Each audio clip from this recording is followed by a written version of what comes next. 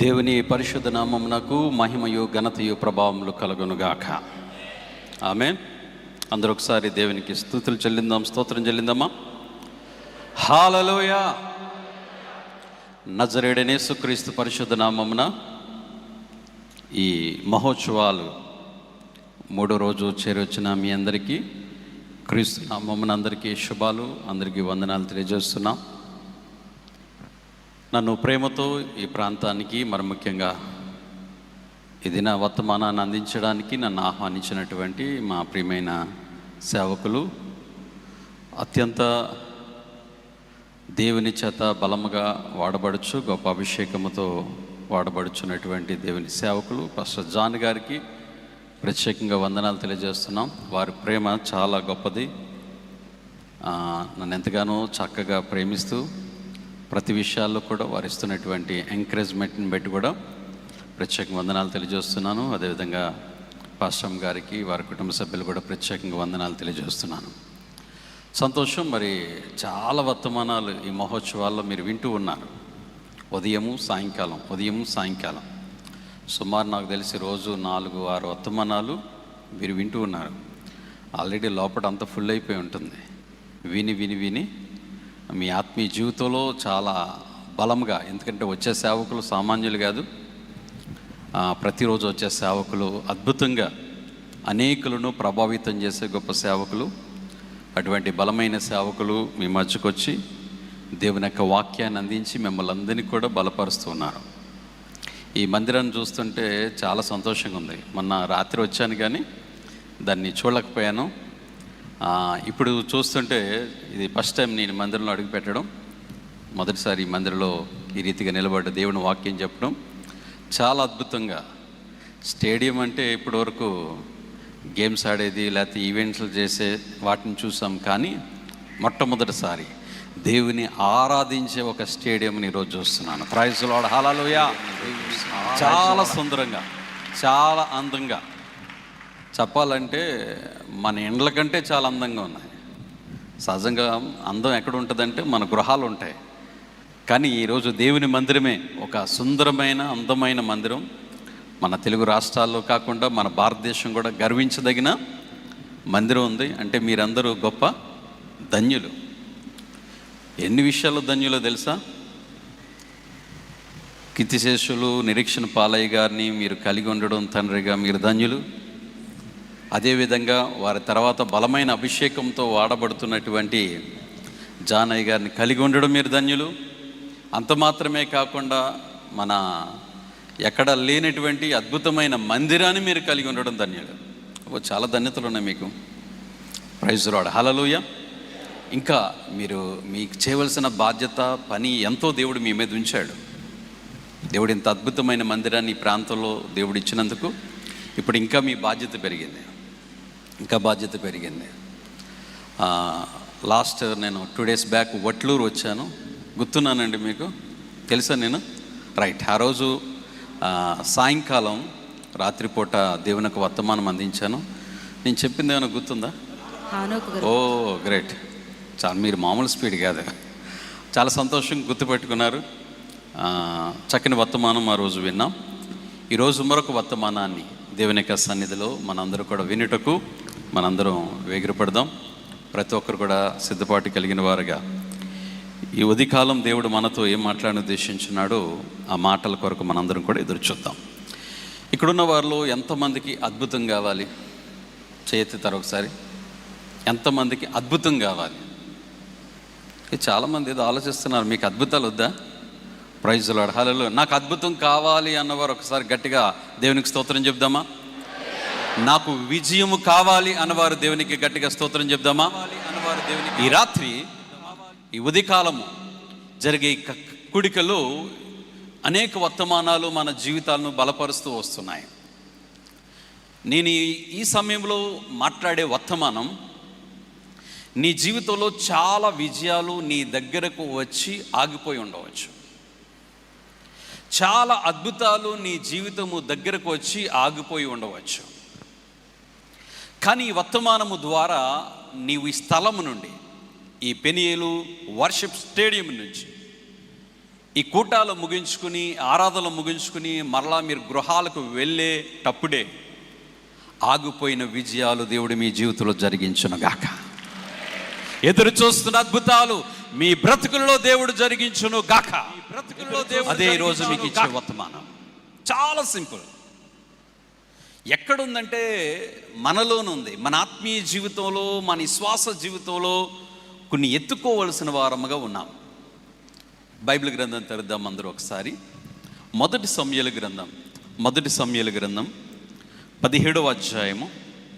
సమూయేలు మొదటి గ్రంథము 17వ అధ్యాయము 40వ వచనాన్ని చదువుకుందాం.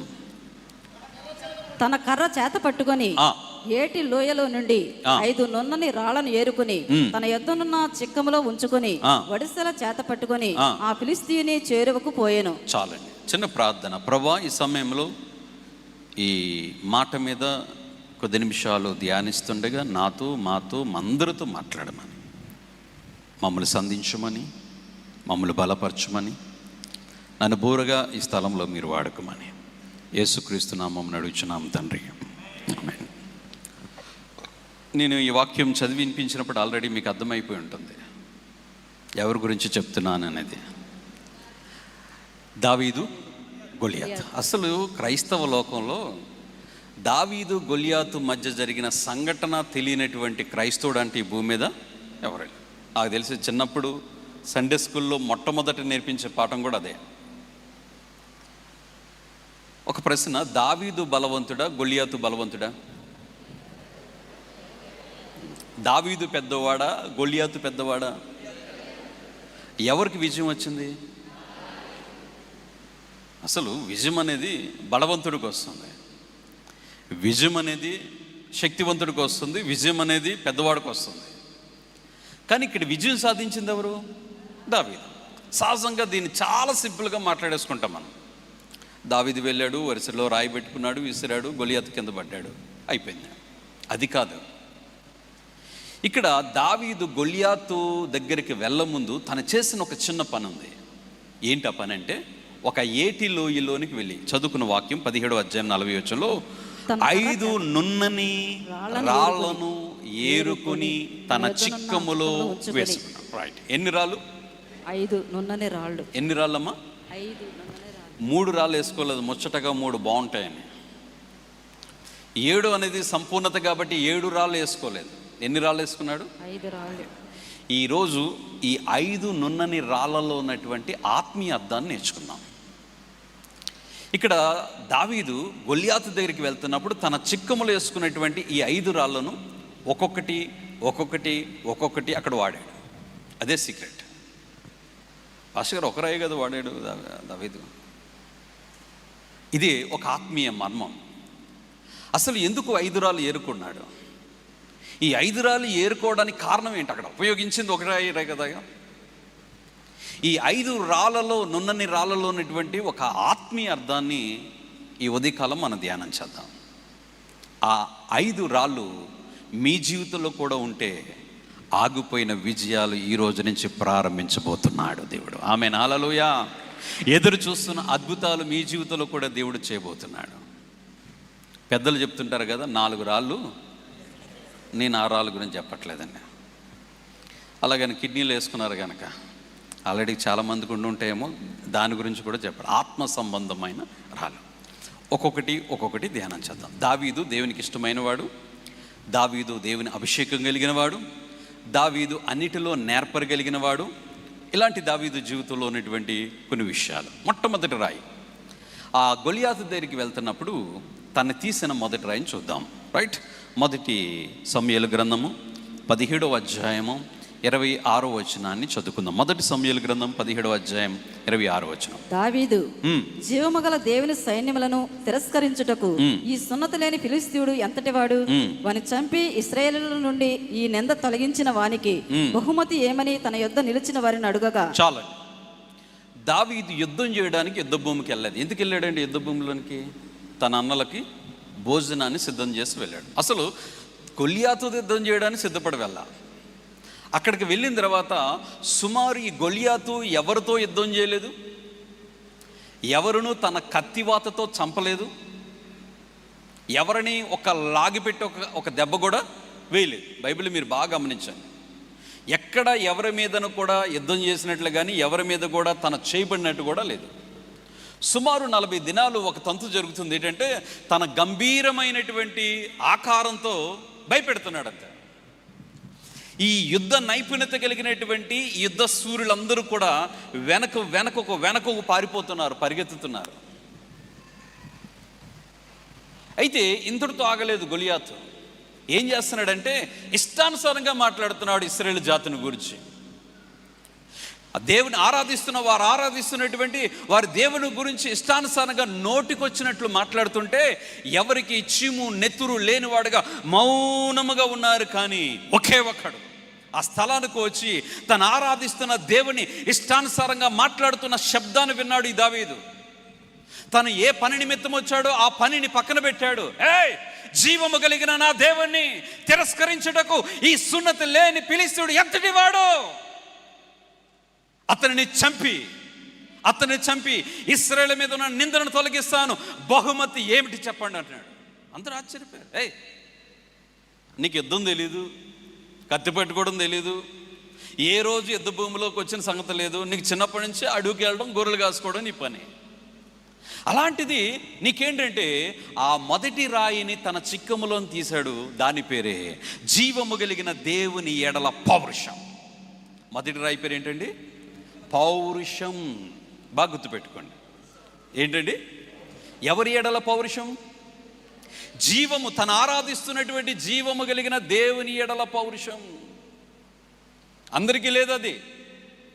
ఒకవేళ నిజంగా ఇశ్రాయేలు జాతి వెనకున్నటువంటి ఇశ్రాయేలు జాతిలో ఒక్కరికి ఆ పౌరుషం ఉన్నా వెళ్ళి జయించేవారు. కానీ ఎవరికి లేదు. అందరూ వెనకం చేస్తున్నారు, వెనక పడిపోతున్నారు.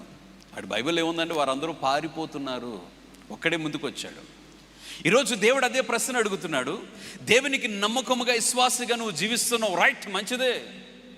కానీ దేవుని ఎడల రోషము కలిగిన వాడుగా, పౌరుషము కలిగిన ఆత్మీయ జీవితం నీలో ఉందా? పౌరుషము కలిగిన భక్తి మనం కలిగి ఉండాలి. అంత్య దినాల్లో నేను భక్తి కలిగి ఉన్నాను, రైట్, మంచిదే. దేవుని సన్నిధిలో ఆరాధికుడుగా ఉన్నాను, మంచిదే. కానీ ఆ భక్తి దేవుడు మెచ్చే భక్తిగా, రోషము పౌరుషము కలిగిన భక్తిగా ఉండాలి. బైబిల్ గ్రంథంలో ఒక ప్రవక్త ఉన్నాడండి, ఏలియా, తిప్సీయుడైన ఏలియా. అతడు గిలాదు ప్రాంతానికి సంబంధించిన వాడు. ఈ గిలాదు అనే ప్రాంతం, దానికి అర్థం ఏంటంటే దేవుని సన్నిధి ఉండే స్థలం అని అర్థం. అయితే అతడు అక్కడ ఏలియా గురించిన ఏ విధమైనటువంటి బాల్యం గురించి బైబిల్లో రాయబడలేదు. చాలామంది బాల్యం బైబిల్లో రాయబడింది. మోషే బాల్యం రాయబడింది, సమూయేలు బాల్యం రాయబడింది. కానీ ఏలియా బాల్యం తెలియదు మనకి. అతడు డైరెక్ట్గా ఒకసారి ఎంటర్ అయిపోతాడు. ఎప్పుడంటే ఆహాబు యెజ్బేలు కాలంలో ఇశ్రాయేలు భ్రష్టులైపోతారు. యెహోవా అనే దేవుడు ఒకప్పుడు ఉండేవాడు, ఇప్పుడు లేడు. ఇదిగో బయలు ప్రవక్తలు, బయలు దేవతలు ఉన్నారని వారందరినీ కూడా ఒక కొత్త మతంలోనికి, ఒక కొత్త సిద్ధాంతంలోనికి వీరు తీసుకువెళ్తున్నప్పుడు అప్పుడు ఏలియా వచ్చి ఒక రోషము కలిగిన, పౌరుషము కలిగిన మాట మాట్లాడతాడు. ఎవని సన్నిధిలో నిలబడి ఉన్నాను ఆ యెహోవా జీవము తోడు, ఈ సంవత్సరం వర్షమైనను మంచైనను ఈ భూమి మీద కొరవకుండును గాక. అంటే దేవుడు పైనుంచి ఏమన్నాడు తెలుసా? ఆమేనన్నాడు. ఏలియా, ఎవరు పర్మిషన్ తీసుకునే అంత పెద్ద ప్రవచనం ప్రవచించావు? అది మామూలు ప్రవచనం అండి. అది 3.5 సంవత్సరాలు ఈ భూమి మీద వర్షం కానీ మంచు కానీ కొరవకుందును గాక అని ప్రవచనం ప్రవచించాడంటే, దేవుడు ఆమేనన్నాడంటే ఏమి ఇచ్చాడో తెలుసా? అతల్లో ఉన్న రోషాన్ని దేవుడు మెచ్చుకున్నాడు. ప్రైజ్ ది లార్డ్, హల్లెలూయా. ఈ అంత్య దినాల్లో ఉన్నామండి నా ప్రియమైన దేవుని సంగమా. ఒకప్పుడు భక్తి వేరు, ఇప్పుడు భక్తి వేరు.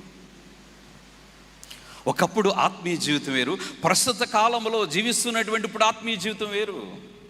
ఆ రోషము పౌరుషము కలిగిన వారంగా ఉండాలి. కాబట్టి ఆ గిలాదు ప్రజలు ఎలాంటి వారంటే రోషం కలిగిన వారు, వాక్యమేడలో రోషం కలిగిన వారు. అతడు అనుభవాలు ఎన్నో ఉన్నాయి. గిలాదు అనుభవం ఉంది, కేరూతు అనుభవం ఉంది, అదేవిధంగా సారేపతు అనుభవం ఉంది, హోరేబు అనుభవం ఉంది. ఈ అనుభవాలన్నీ కూడా ఏలియా జీవితంలో ఒక మంచి తత్వాన్ని తీసుకువెళ్ళాయి. కాబట్టి నువ్వు కూడా అనేక అనుభవాల్లో నువ్వు నడుస్తుంటావు. పౌలు గారు తన సంఘానికి ఒక మాట రాస్తాడు, చదువుతారు ఒకసారి. 1 కొరింథీయులు రాసిన పత్రిక 16వ అధ్యాయము 13వ వచనం చదువుదాం. 1 కొరింథీయులు రాసిన పత్రిక 16వ అధ్యాయము 13వ వచనాన్ని ఒకసారి మెలకువగా ఉండుడి. మెలకువగా ఉండండి. విశ్వాసమందు నిలకడగా ఉండుడి. విశ్వాసమందు నిలకడగా ఉండండి. పౌరుషము గలవారై ఉండుడి. మూడోది ఏంటి? పౌరుషము గలవారై ఉండుడి. తర్వాత బలవంతులే ఉండండి. బలవంతులై ఉండుడి. మీరు చేయు కార్యములన్నీ ప్రేమతో చేయుడి. మూడో మాట ఏముంది? పౌరుషం గలవారై ఉండుడి. పాస్టర్ గారు ఇందాక నుంచి పౌరుషం అంటున్నారు, ఎంత కావాలి చెప్పండి అని అంటారే మీరు. మీ దగ్గర కొట్లు ఉంది, ఏముంది? పౌరుషం, రోషం ఉంది. అమ్మ తిడితే అన్నం మానేసే పిల్లలు ఇక్కడ చాలామంది ఉన్నారు. తిడితే కాలేజీ మానేసే పిల్లలు చాలామంది ఉన్నారు. పాస్టర్ గారు కోప్పడితే ఆదివారపు ఆరాధన ఎగ్గొట్టే చాలామంది ఉన్నారు. ఆ రోషం, ఆ పౌరుషం కాదు నేను చెప్పేది. దేవుని కొరకు నిలబడే రోషం, పౌరుషం. ప్రైజ్ ది లార్డ్, హల్లెలూయా. అసలు ఆ పౌరుషం ఏముందిలేండి, అవన్నీ ఆటోమేటిక్గా వచ్చేస్తుంది, నైజం. ఇప్పుడు తల్లి బిడ్డను కనగానే ఆ చిన్న బిడ్డను తీసుకుని పాలిస్తుందట. పాలిస్తున్నప్పుడు ఎవరో పక్క నుంచి తల్లితో మాట్లాడతారు, తల్లిని పిలుస్తారు. ఆ తల్లి, పాలిచ్చే తల్లి ఆ బిడ్డతో మాట్లాడుతూ పాలివ్వడం మర్చిపోతుంది ఆ బిడ్డకి. మళ్ళా సదమాయించుకుని ఆ బిడ్డకు పాలివ్వడానికి ప్రారంభం చేస్తే ఆ చిన్నది ఏమంటే తెలుసా? బుడ్డది నీ దాగనంటది. రోజులది. నేనంటాను, ఆ పౌరుషం ఎవరో నేర్పించారా? ఎక్కడ నేర్చుకుని వచ్చిందా? నైజం ఎక్కడి నుంచి వచ్చింది తెలుసా? అమ్మ పొట్టలోంచి వచ్చింది. దాన్ని ఆ తర్వాత కొంచెం కూర్చునే వయసు వస్తుంది. కూర్చునే వయసు రాగానే తల్లి ఆ బిడ్డ ముందు, తన కన్న బిడ్డ ముందు మరొక బిడ్డను ఎత్తుకుంటుంది. అదేం చేస్తుంది? కిందన కాళ్ళు చేతులు టపా టపా టపా టపా కొట్టుకుని దొర్లుతూ ఏడుస్తుంది. అసూయ. ఎవరైనా చెప్పారా అసూయ పడమని? అది నైజం. ఆ తర్వాత కొంచెం పాకే వయసు వస్తుంది. పాకే వయసు రాగానే బయటికి వెళ్ళి పాకుతూ పాకుతూ అక్కడ మన్ను తింటారు. మట్టి తిని మూతి నిండా చేసుకుంటుంది. ఇప్పుడు మన్ను తినే పిల్లలు ఎక్కడ ఉన్నారండి? ఇప్పుడు పిల్లలందరూ ఏ పిల్లలు? సెల్ ఫోన్ పిల్లలు. ఏం పిల్లలు? వాడు బువ్వ తినాలంటే డోరోమెన్ పెట్టాలి. ఈరోజు అన్నం తినాలంటే ఏం చూపించాలి? ఫోన్. వీడు అల్లరి చేయకుండా అంటే ఫోన్ ఇవ్వాలి, గోల్ చేయకుండా. అసలు ఈరోజు పిల్లలు ఫోన్తో గడిపే టైం మామూలు కాదు. ఒకప్పుడు చాలామంది ఇక్కడ ఉన్న వాళ్ళు అదృష్టమైనంతలు ఉంటారు. మీ అమ్మగారు మీకు అన్నం తినిపించేటప్పుడు చందమామను చూపిస్తూ, చందమామ రావే, ఉన్నారు అలాంటి వాళ్ళు? మీరు అదృష్టవంతులు. ప్రైజ్ ది లార్డ్, హల్లెలూయా. ఇప్పుడున్న పిల్లలందరూ ఏం పిల్లలు? ఫోన్ పిల్లలే. Right, okay. వాడు బయటికి వెళ్ళాడు, మూతి నిండే మట్టి చేసుకుని వచ్చాడు. అమ్మ కర్ర తీసుకుంది. ఎరా మన్ని తిన్నావు కదా అంటే, లేదు మమ్మీ నేను తినలేదంటాడు. మూతి నిండా మట్టి పెట్టుకుంటాడు. అబద్ధమాడమని ఎవరైనా చెప్పారా? ఎక్కడైనా ట్రైనింగ్కి వెళ్ళాడా? ఎక్కడైనా క్లాసులకు వెళ్ళి నేర్చుకుని వచ్చాడు? లేదు. నైజం. అంటే ఇక్కడ ప్రాముఖ్యమైనది ఏంటంటే, తల్లి గర్భములో నుంచి పాపం అనే బీజంతో కూడా మానవుడి లోకానికి వస్తాడు. అందుకే జన్మతః పాపి. ఈ లోకములో పుట్టిన ప్రతి వ్యక్తి పాపే. ఎందుకంటే ఆ తల్లి గర్భములో నుంచే ఆ నైజం, పాపం అనే నైజంతో ఈ లోకానికి వస్తాడు. అలాగే ప్రతి నైజంతో పాటు ఈ పౌరుషం అనే నైజంతో కూడా ఈ లోకానికి వస్తాడు. ఈ లోకములో అనవసరమైన వాటి కోసం నువ్వు వాడుతున్నావేమో పౌరుషం, దేవుని కోసం వాడండి. బైబిల్లో మన బంధువులు ఉన్నారండి, షడ్రక్, మెషక్, అబెద్నెగో. అక్కడ అన్నారు, నువ్వు ఈ దేవుని ఆరాధించకూడదు, మేము చెప్పే దేవుని ఆరాధించాలి, లేకపోతే అగ్నిగుండంలో వేసేస్తామంటే ఒప్పుకున్నారా? వేసుకుంటే వేసుకోవయ్యా, మా ప్రాణం ప్రభు కొరకే, మా జీవం ప్రభు కొరకే, ఏం చేసుకున్నా చేసుకో అంటే వారిని ముగ్గురిని కూడా ఆ మండుచున్న వేడి మిగిలిన అగ్నిగుండంలో వారు వేసినా వారికి ఏ హాని దేవుడు తలపెట్టలేదు. కారణం ఏంటి తెలుసా? వారిలో ఉన్న రోషము కలిగిన భక్తిని దేవుడు చూశాడు. ప్రైజ్ ది లార్డ్, హల్లెలూయా. ఆ దినాన్ని భక్తిలో ఉన్నది, ఈరోజు మన భక్తిలో లేనిది ఒకటే తేడా. నేను చెప్పేది ఇదే. ఎస్, భక్తి జీవితాన్ని కలిగి ఉన్నాం, కానీ ఎలాంటి భక్తి జీవితాన్ని కలిగి ఉన్నామని దేవుడు ఈ ఉదయకాలం మనల్ని అడుగుతున్నాడు. ఫినెహాసు ఉన్నాడండి, ఎలియాజరు కుమారుడు బైబిల్ గ్రంథంలో. ఈ ఫినెహాసు ఒకరోజు మిద్యానీయుడు ఇశ్రాయేలు స్త్రీతో వెళుతుంటే చూసి ఓర్వలేక తన యొక్క బల్లెముతో పొడిచిన తర్వాత దేవుని యొద్ద నుంచి ఒక సాక్ష్యం ఇస్తుంది. నేను వార్వలేని దానిని వార్వలేని వాడు ఫినెహాసు. ఆమేన్, హల్లెలూయా. ఫినెహాసును గురించి దేవుడు ఇస్తున్న సాక్ష్యం ఏంటిదంటే, నేను వార్వలేని దాన్ని వార్వలేని వాడు నా కుమారుడు. అలాంటి భక్తి జీవితాన్ని ఈరోజు చాలామంది ఏంటంటే, కొంతకాలం బాగా దేవుళ్ళు బాగా బలపడతాం, ఏదైనా సమస్య రాగానే మళ్ళీ ఏం చేస్తాం, వెనక్కి వెళ్ళిపోతాం, ముందుంటాం, వెనక్కి వెళ్ళిపోతాం. ఒకసారి ఒక చర్చిలో పాస్టర్ గారికి మంచిగా చక్కగా సహకరించే కుమారుడు ఉండేవాడు. ఎప్పుడు పాస్టర్ గారు వాక్యం చెప్తున్నా ఫ్రంట్ లైన్లో కూర్చుండేవాడు. ఎందుకంటే పాస్టర్ గారికి ఏదైనా దాహం వేస్తే వాటర్ బాటిల్ ఇవ్వాలి, పాస్టర్ గారు ఏదైనా సైక్ చేస్తే ఇమీడియట్గా రావాలి, మొత్తం సౌండ్ ఆపరేట్ చేసేవాడు, మొత్తం అన్నీ కూడా చక్కగా తనే చూసుకునేవాడు. ఎప్పుడు ఫ్రంట్ లైన్లో ఉండేవాడు. సరే, యవనస్తుడు కదండి, యవన కాలం రాగానే ఏం చేస్తారు, పెళ్లి చేసేస్తారు. పాపం మనోడికి పెళ్లి చేశారు. పాస్టర్ గారు వెళ్ళి పెళ్లి చేశారు. పెళ్ళి అయిన తర్వాత పాస్టర్ గారు వాక్యం మొదలెట్టి మొదటి లైన్ చూశాడు. మొదటి లైన్లో లేడు, మధ్య లైన్లోకి వెళ్ళాడు. ఇదేంట్రా, ఇంతకాలం సుమారు 10 సంవత్సరాల నుంచి నా ముందే కూర్చునేవాడు, ఫస్ట్ లైన్లో కూర్చునేవాడు, సడన్గా మధ్య లైన్లోకి వెళ్ళాడు ఎందుకని లోపల ఒక ఆలోచన వచ్చింది. ఆరాధన అయిపోయిన తర్వాత పిలిచాడు. ఏనన్నా ఏంటి సడన్గా మధ్య లైన్లోకి వెళ్ళావు అన్నాడు. సిగ్గుపడుతున్నాడు. ఏం లే పాస్టర్ గారు, కొత్తగా పెళ్ళైంది కదా, మా ఆవిడ మధ్య లైన్లో కూర్చుంది, ఏదైనా అవసరం ఉంటుందేమో, కొత్త కదండి, ఏదైనా అవసరం ఉంటుందేమో అని నేను మధ్య లైన్లో కూర్చున్నాను అంటున్నాడు. మంచిదే, నిజమే కదా అనుకున్నాడు. ఆ తర్వాత కొంతకాలం అయిన తర్వాత ఆఖరి లైన్ వెనకాల కూర్చున్నాడు. ఇప్పుడు మళ్ళీ పాస్టర్ గారికి డౌట్, ఏమై ఉంటుంది మళ్ళీ వెనక లైన్లోనికి వెళ్ళాడు అని. మళ్ళీ ఆరాధన అయిన తర్వాత పిలిచాడు. ఏమన్నా ఇప్పుడు వెనక లైన్లోకి ఎందుకు వెళ్ళావంటే, లేదు పాస్టర్ గారు అని అడుగుతారు. చెప్పరా బాబు ఏంటంటే, మా మిస్సెస్ ప్రెగ్నెన్సీ అండి, కొంచెం బయటికి వెళ్తుంది కదండి, అప్పుడప్పుడు కొంచెం దగ్గరుండి చూసుకోవాలి కదండి, అందుకని మధ్యలో లేస్తే బాగుందని వెనక లైన్లో నేను. నిజమే కదా అనుకున్నాడు. బుడ్డోడు పుట్టాడు. ఇప్పుడు చర్చి బయట పరిగెత్తడం మొదలెడుతున్నాడు వాడితో పాటు. ఇంకా చర్చి బయట ఉంటున్నాడు వాడు. ఎప్పుడు చూసినా చర్చి బయట కూర్చున్నాడు, ఎప్పుడు చూసినా చర్చి బయట తిరుగుతున్నాడు బుడ్డోడితో పాటు. ఎక్కడున్నవాడు, ముందు లైన్లో ఉన్నవాడు ఎక్కడ పోయాడు, మధ్యలో. అక్కడ నుంచి వెనక్కి, ఆ తర్వాత బయటికి. జస్ట్ ఒక చిన్న ఎగ్జాంపుల్ అంతే. మనం కూడా ఒకప్పుడు గొప్ప పరిచయం చేసాం చాలామంది, కానీ ఈరోజు వెనకబడ్డాం. ఎందుకని? దేవుడు ప్రశ్నిస్తున్నాడు నిన్నే, ఎందుకని వెనకబడ్డావు? ఒకప్పుడు ప్రార్థనలు చక్కగా ఉన్నావు, ఎందుకు వెనకబడుతున్నావు? ఒకప్పుడు ఆత్మీయంగా ఎందుకు వెనకబడుతున్నావు?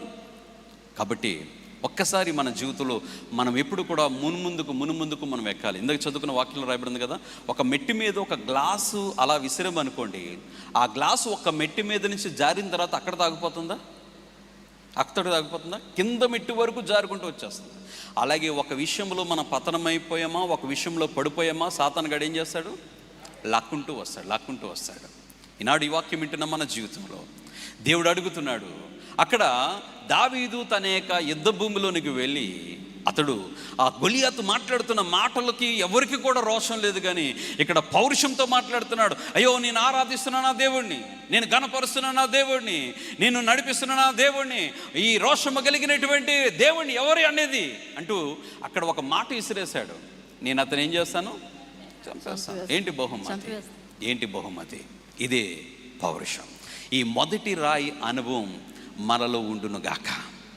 రోషము కలిగిన భక్తి మన జీవితంలో కలిగి ఉందము గాక. దేవుని కోసం ఏమైపోయినా పర్వాలేదు నేను అని దేవుని కోసం నిలబడే అనుభవంలో దేవుడు మనల్ని ఉంచును గాక. రైట్, ఇప్పుడు 2వ రాయి తీశాడు దావీదు. చూద్దాం, ఈ 2వ రాయిని కూడా ఒకసారి చూద్దాం. 1 సమూయేలు గ్రంథము 17వ అధ్యాయము 31వ వచనం. 1 సమూయేలు గ్రంథం 17వ అధ్యాయం 31వ వచనం. దావీదు చెప్పిన మాటలు ఆ నలుగురికి తెలియగా జనులు ఆ సంగతి జౌలుతో తెలియ చెప్పిరి కనుక అతడు దావీదును పిలువ నంపెను. ఈ 2వ రాయి పేరు ఏం పెట్టుకుందామంటే ఆసక్తి. ఏంటది? ఆసక్తి. దేవుని పని కొరకు ఆసక్తి.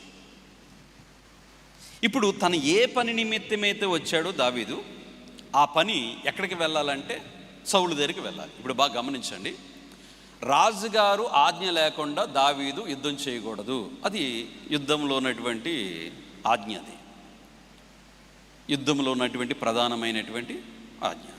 ఇప్పుడు తన ఆ గొలియాతుతో యుద్ధం చేయాలంటే రాజుగారు ఓకే చెప్పాలి. అందుకని తను ఏ పని నిమిత్తం వచ్చాడో తన తపన ఆ నలుగురికి వాక్యంలో ఉంది కదా, తన ఏ పని నిమిత్తం వచ్చాడో ఆ పని వారికి అందరికీ వినబడుతుంది. ఒకరి తర్వాత ఒకరికి అనగా తనకొచ్చినటువంటి పని నలుగురికి తెలియజేశాడంటే ఆసక్తి. అరే నేను ఏ పని నిమిత్తం వచ్చానో ఆ పని అందరికీ తెలుసుకోవాలి. ఆ వార్త ఎక్కడికి వెళ్ళాలి? రాజు దగ్గరికి వెళ్ళాలి. ఈరోజు నీ తపన దేవుడు అడుగుతున్నాడు. నీవు దేవుని ఎడల ఎలాంటి ఆసక్తి కలిగి ఉన్నావు? ఆసక్తి ఉంటేనే ఏదైనా చేయగలమండి. ఇప్పుడు మన పిల్లలు ఉన్నారు, వారి బాగా చదవాలంటే వాళ్ళు ఏం కావాలి? ఆసక్తి. వాడికి ఆసక్తి లేకుండా ర్యాంకులు తెచ్చుకోమంటే ఏం తెచ్చుకుంటాడు? రోజు రుద్దుతారు ఉదయం లేపి. వాడికి ఇంట్రెస్ట్ అంటే రుద్దవసరం లేదు, ఒక గంట సేపు బుక్ తిరిగితే చాలు, టక్కని చదువుతాడు వాడు. ఇప్పుడు ఇక్కడ ఇన్స్ట్రుమెంట్స్ ఉన్నాయి, కీబోర్డ్ కానీ, ప్యాడ్ కానీ, తబలా కానీ, ఇవన్నీ కూడా. ఇవి నేర్చుకోవాలంటే ఏం కావాలో తెలుసా వాళ్ళకి?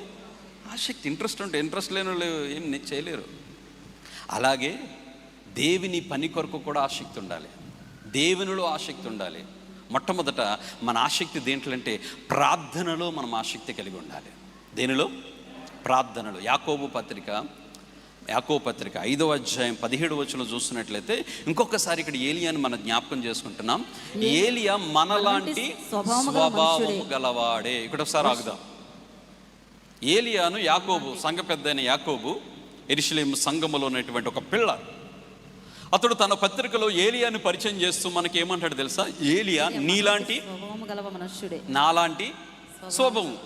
ఏలియా నిరాశపడ్డాడు, నువ్వు నిరాశపడుతున్నావు. సో ఏలియా లాంటి స్వభావం నీకు నాకు ఉంది కానీ బట్ ఏలియా ప్రార్థన డిఫరెంట్గా ఉంది. ఏంటంటే దాని పక్కన రాయబడింది, అతడు ఆసక్తితో ప్రార్థన చేయగా 3.5 సంవత్సరాల వరకు భూమి మీద వర్షింపలేదు. అమ్మా ఏ ప్రార్థన అంటే? ఆసక్తితో టైటిల్ పెట్టాడు యాకోబు. ఏ ప్రార్థన? ఏలియా ప్రార్థన చేస్తున్నాను ఉంది అక్కడ. అంతే కదా. ప్రార్థన అని ఒక్క మాట వాళ్ళది. ఏం మాట్లాడాడు? ఆసక్తి. ఇది కావాల్సింది. ప్రార్థన చేసేటప్పుడు ఎలా ఉండాలంటే దేవుని యొద్ద నుంచి నేను పొందుకోవాలి. ప్రార్థన చేసేటప్పుడు నా స్వరము దేవుడు వినాలి, దేవుని స్వరం నేను వినాలి. ప్రార్థన అంటే దేవునితో మాట్లాడు. ఇప్పుడు ఒకరితో మాట్లాడు అనుకుని ఒకడు మాట్లాడతాడా, అవతలోడు మాట్లాడతాడా? ఇప్పుడు ఫోన్ చేసావండి ఎవరికైనా, హలో అంటావు. అటేపు హలో అంటే మాట్లాడతావా లేదా లోడలోడ వాగేస్తావా? హలో అంటేనే, అంటే ఇద్దరు కలిస్తేనే సంభాషణ అంటాం. ప్రార్థన కూడా అంతే. ప్రార్థన కూడా నువ్వు మాట్లాడాలి, దేవుడు కూడా మాట్లాడాలి నీతో. మన అడవాడు ఏంటి తెలుసా? యేసు నామమున అడుగుతున్నాము తండ్రి ఆమెన్, పరుగో, కళ్ళు తెరిసే లోపు ఉండవు మళ్ళా. అరే ఒకసారి దేవునితో మాట్లాడావు కదా, మరి ఆయన స్వరం వినాలిగా. ఒకసారి ఏలియా 3.5 సంవత్సరాలు అయిన తర్వాత ఆహాబు, అక్కడ చాలామంది ఉన్నారు మనుషులు, ఒక దర్శనాన్ని వింటున్నాడు. దర్శనం 2 రకాలు, చూసే దర్శనం, వినే దర్శనం. చూసే దర్శనం, వినే దర్శనం. ఇక్కడ ఒక దర్శనాన్ని వింటున్నాడు ఏలియా. ఆ దర్శనం ఏమిటంటే ఉరుములు మెరుపులతో కూడిన విస్తారమైన ధ్వని శబ్దం, వర్షపు ధ్వని శబ్దం. బగబగలాడుతున్న మంటలతో కూడినటువంటి ఎండలుంటే ఏదో ఉరుములు వర్షంతో వచ్చినటువంటి శబ్దం ఏలియాకి వినబడుతుంది. వెంటనే ఆహాబుని వెళ్ళమన్నాడు. ఈ దర్శనం, విన్న దర్శనం కార్యరూపం దాల్చేంతవరకు. చాలామంది ఏంటంటే దర్శనం చూస్తారు, అమ్మాయి భలే దర్శనం వచ్చిందండి, దర్శనం చూస్తే అబ్బబ్బబ్బా ఏమి దర్శనం వచ్చిందండి అని చెప్పుకుంటాం. కానీ ఆ దర్శనము నెరవేరడానికి నువ్వేం చేయాలి? ప్రార్థన చేయాలి. ఇప్పుడు ఏం చేశాడు తెలుసు? ఏలియా కొండెక్కాడు, మోకరించాడు, తన తల తీసుకుని మోకాల మధ్య ఉంచాడు. దీన్ని ఏమంటామంటే ప్రసవ వేదనతో కూడిన ప్రార్థన. తల్లులకు తెలుసు ఆ బాధ ఏంటన్నది. మోకాల మధ్య తన తలను పెట్టుకుని ప్రార్థిస్తున్నాడు. ఎప్పుడు వరకు తెలుసా? ఎప్పుడు ఆమెనన్నాడు తెలుసా? కార్యం నెరవేరేంత వరకు ఆ మోకాల మధ్య పెట్టుకొని ప్రార్థన చేస్తున్నాడు. దాసుని పిలిచారు, రే ఏదైనా మేఘమైనా కనపడుతుందేమో చూడన్నాడు. దాసుడు వెళ్ళాడు, చూస్తున్నాడు సముద్రం మీద బగబగలాడుతున్న మంట, దాని మీద నీటి మంటలు, అక్కడ నీటి ఊటలు లేకపోతే ఆ నీటి మడుగులు కనపడుతున్నాయి తప్ప ఏం కనపడట్లేదు మేఘం. అయ్యగారు ఏమి లేదండి. మరలా తల పెట్టుకున్నాడు, మోకరించాడు. 2వసారి, 3వసారి, 4వసారి, 5వసారి, 6వసారి, 7వసారి వెళ్ళాడు. ఇసుక్కుంటూ వెళ్ళాడు. మా అయ్యగారికి ఏం పని లేదు, అక్కడేమి ఎండగాస్తుంటే మేఘం అంటాడేంటి అని. 7వసారి వెళ్తే ఒక మనుషుని చెయ్యంత మేఘము కనబడింది. అయ్యగారు మేఘం కనబడి, అప్పుడు యేసునామమున అడుగుచున్నాము తండ్రి. అప్పుడు ముగించాడు ప్రార్థన. ఎప్పుడు ముగించాడు ప్రార్థన? కార్యము నెరవేరిన తర్వాత. ఇక్కడ స్విచ్ చేస్తే అక్కడ లైట్ వెళితే చూడండి, అలా ఉండాలి ఈరోజు మనకి. ఇప్పుడు ప్రార్థన చేస్తే ఇమ్మీడియట్గా రాత్రికి రాత్రి చేయగలడు, రాత్రికి రాత్రే దేవుడు చేయగలడు. రాత్రికి రాత్రి దేవుడు అద్భుతం చేయగలిగిన శక్తివంతుడే. అహరోను చేతికర్ర రాత్రికి రాత్రే ఏం చేసింది? సిగిరించింది, పువ్వులు పూసింది, బాదం పండులేదు. అంటే ఇక్కడ చూడండి, ఒక రాత్రికి రాత్రే. ఇప్పుడు ఈ మధ్య సోషల్ మీడియాలో రాత్రికి రాత్రి స్టార్లు అయిపోతున్నారు చాలామంది. మీరు గమనించండి, పూసలు అమ్ముకునే వాళ్ళు రాత్రి రాత్రి స్టార్లు అయిపోతున్నారు. బయట భిక్షమెత్తుకునే వాళ్ళు రాత్రి రాత్రి స్టార్ అయిపోతున్నారు. ఎక్కడో ఉన్నటువంటి రాత్రి రాత్రి స్టార్లు చేసేస్తున్నారు మన వాళ్ళు సోషల్ మీడియాలో. ఆ స్టార్ ఎంతకాలం ఉంటున్నారు తెలుసా? 1-2 రోజుల తర్వాత మళ్ళీ డీస్టార్ అయిపోయింది. కానీ దేవుడు చేయగలడు, వెంటనే చేయగలడు. బట్ కానీ ఒక్కొక్కసారి నీ విశ్వాసం కోసం చూస్తాడు కాబట్టి ఆ కార్యము నీ జీవితంలో నెరవేరేంత వరకు ఏం చేయాలి? ఆసక్తితో ప్రార్థన చేదువుగాక. అలాంటి ఆసక్తి కావాలి దావీదు వలె. తర్వాత రెండో విషయం ఏంటంటే, వాక్యములో మనం ఆసక్తి కావాలి. దేనిలో? వాక్యం వినుడు వేరు. ఆ వాక్యము మన హృదయాల్లో, మన జీవితాల్లో భద్రం చేసుకుని దాని ప్రకారము నడిచే వారంగా మనం ఉండాలి. ఎన్నో వాక్యాలు విన్నారు మీరు ఈ మహోత్సవాల్లో. ఎంతోమంది గొప్ప గొప్ప సేవకులు మీ దగ్గరకు వచ్చి అద్భుతమైన వర్తమానాలు మీ జీవితంలో చెప్పుకుంటూ వెళ్ళారు. అవన్నీ మన హృదయంలో ఏం చేసుకోవాలి? భద్రం చేసుకోవాలి. భద్రం చేసుకున్న వాటిని మనం నెరవేర్చాలి. ఒకసారి పౌలు గారు, శీల గారు ఒక సంఘానికి వచ్చారు, దెస్సలోనికలో ఉన్న సంఘానికి. అపోస్తలుల కార్యాల గ్రంథం 17వ అధ్యాయంలో మనకు ఆ మాట ఉంటుంది కదా. 11వ వచనంలో అంటాడు, వీరు దెస్సలోనికలో ఉన్న వారి కంటే గనులై ఉన్నారు. బెరయ సంఘాన్ని గురించి ఒక అద్భుతమైన మాట అంటూ, వారు దేవుని వాక్యమును ఆసక్తితో ఏం చేశారట? ఆసక్తితో విన్నారట. ఆ మాటలు అలాగూ ఉన్నవో లేవో ఇంటికి వెళ్ళి ఏం చేశారు? పరిశీలించారు. వారు వినే వాక్యం ఎలా విన్నారు?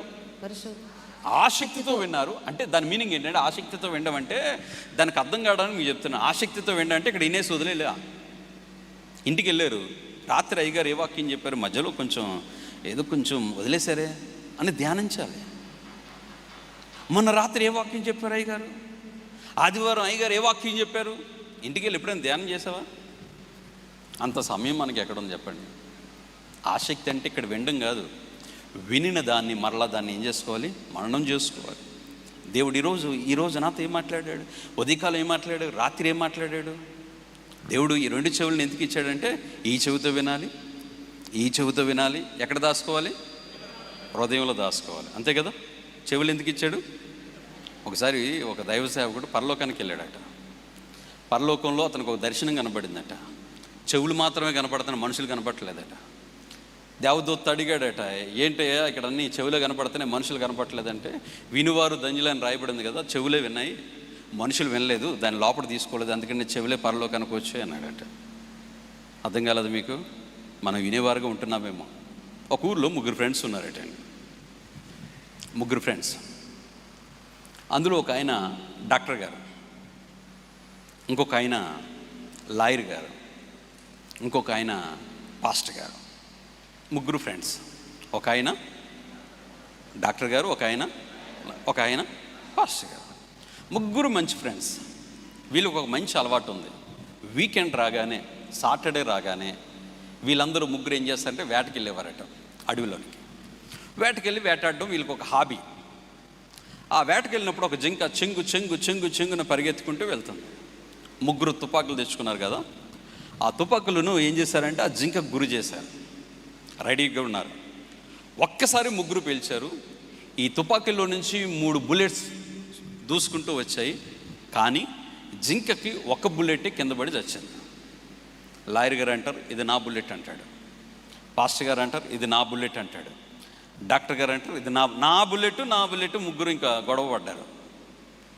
వెంటనే సదమాయించుకుని, సరే మన టీంలో డాక్టర్ గారు ఉన్నారు, ఆయన బాగా పోస్ట్ మార్టం చేస్తాడు కదా, ఈయన బాగా తెలుస్తుంది, ఒకసారి ఆయన పంపిద్దామని చెప్పి డాక్టర్ గారిని పంపిస్తే మొత్తానికి జింకని అటుగదిపాడు ఇటుగదిపాడు, మొత్తాన్ని చూశాడు.